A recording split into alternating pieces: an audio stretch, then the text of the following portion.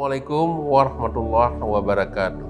Saya Haji Aminullah Utsman, SI AKMM, Wali Kota Banda Aceh, mengucapkan selamat dan sukses kepada seluruh siswa dan siswi Fatih Bilingual School yang hari ini telah diwisudakan. Semoga ilmu yang selama ini dipelajari dapat menjadi bekal dalam mengarungi kehidupan dan menjadi modal dalam melanjutkan jenjang pendidikan selanjutnya.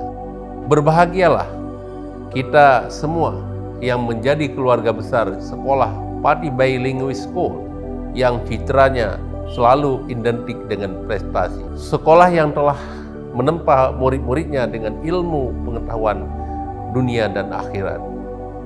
Terima kasih dan apresiasi juga kami sampaikan kepada pimpinan yayasan, kepala sekolah, dan seluruh Dewan Guru Fatih Bilingual School.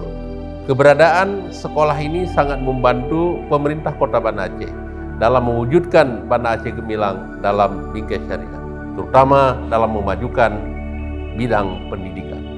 Hanya Allah yang bisa membalas seluruh upaya yang Bapak Ibu lakukan untuk mencerdaskan anak-anak kami yang merupakan generasi penerus masa depan agama dan negara. Wassalamualaikum warahmatullahi wabarakatuh.